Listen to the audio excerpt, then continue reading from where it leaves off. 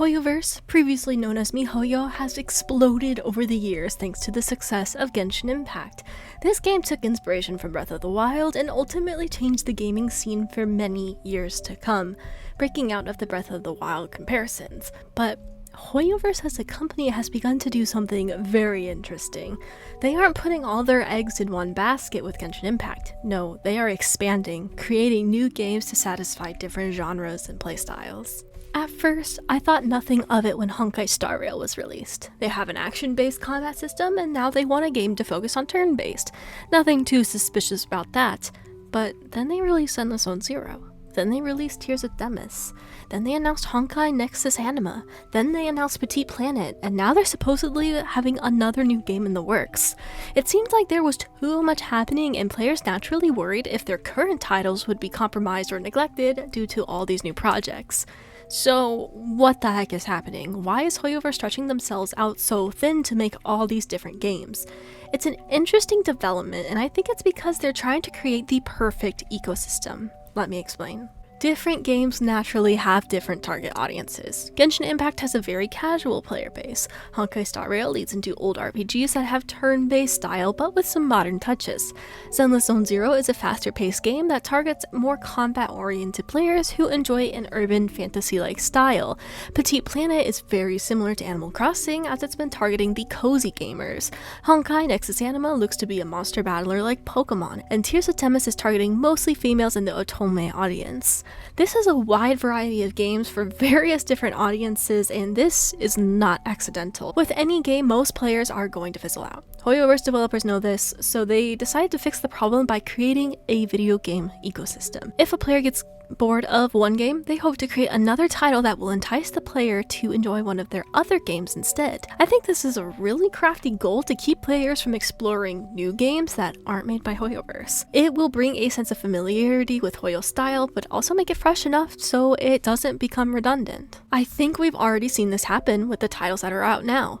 Don't you think it's odd that whenever Genshin Impact has a dry patch, that one of their other titles like Honkai Star Rail or Zenless Zone Zero have a crazy update filled with action? It's almost as if they fix these dry periods in their games by trying to entice you to play one of their other games during that time instead. The newer Hoyoverse launcher makes it so that it's easier to download a different game on PC too. This is just so interesting to me. A few months ago, I made some notes for a future idea for a video about Hoyoverse expanding too quickly. I wanted to talk about all the different games they are coming out with and how that's affecting the quality of their current games. However, with the announcement of yet another game after Petit Planet, I found myself writing this ecosystem video instead. Heck, as of writing, Nexus Anima and Petit Planet aren't even out yet. Now, they've got this new title called Varsapura that looks to be very different from the Hoyo style that we've come to love. Seeing how there are so many games in the works and games they have to upkeep, I was curious as to how many employees they had. A quick Google search says that there's 5,000 employees with an inkling of the number increasing to 6,000 in late 2025. It also looks like they have some open positions for creatives to work in the newest title, Varsapura. I don't think this expansion is reckless or miscalculated by any means. In fact, I think it's quite genius from a business perspective. You know player retention is tough, so create games that fill various genres to increase the chances of the player staying within your intellectual property. If Hoyoverse wasn't creating all these titles, players would fulfill their other entertainment needs elsewhere. For example, maybe a player really enjoys turn-based combat of Honkai Star Rail, but sometimes this player also likes to just relax and play a cozy game. Now they can play Petit Planet instead of running to their Animal Crossing copy. I'll throw myself in for the next example. I am a casual player that loves Genshin Impact, but I also really love Pokemon. If Honkai Nexus Anima is really the monster catching game, then there's a good chance I'll be checking it out. Hoyoverse sweetens the offer in Nexus Anima specifically by bringing back some characters from other titles like Blade from HSR. I'll still be playing my Pokemon titles likely till the day I die, but now Hoyoverse is crossing some interests that pique my curiosity. The more game genres they fill, the higher chances of keeping players within their ecosystem. Not only are they developing this ecosystem, but this is a genius way to address address competitors. If they build enough brand loyalty, players may be more likely to try out one of their games over other developers. For example, Love and Deep Space and Tears of Themis are both Otome games. Genshin Impact and Wuthering Waves are both action-based RPGs.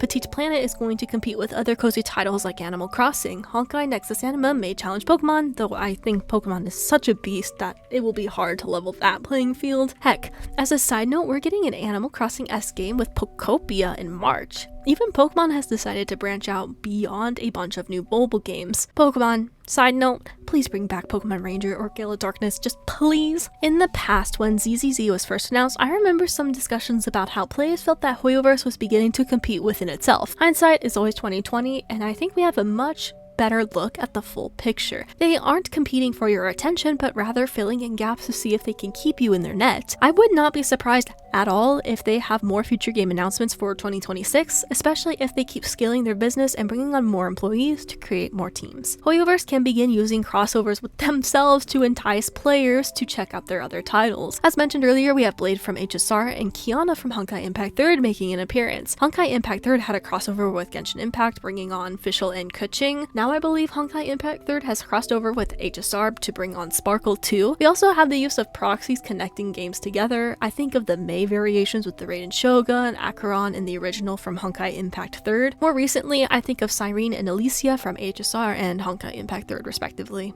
etc. Seeing this direction, I'm a little surprised that they didn't make Millie Astro Wonderland its own title. If anything, that tells me that the developers were not confident enough in making that its own game, so they tacked it on to Genshin Impact. In doing so, they get to utilize Genshin's existing player base. If you want to hear about the disaster that is Millie Astro Wonderland, you can watch this video I made about it when it first launched. In conclusion, Hoyoverse is making some calculated moves, and it's no mistake. I would not be shocked whatsoever if in a few years we find players who only dabble in Hoyoverse titles instead of branching out to other similar games in the same genre. Who knows?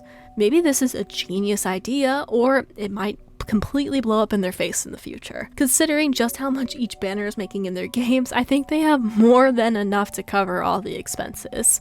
For goodness sake, Hoyoverse bought a nuclear reactor for approximately $65 million to invest in a new energy source last year. Thank you so much for watching. If you found this video interesting, please leave a like and consider subscribing. I like to yap about my interests, and gacha games is a pretty big interest of mine. Oh, and I think this will be released around Christmas time, so happy holidays everyone. Stay safe, and I hope to see you in the next one.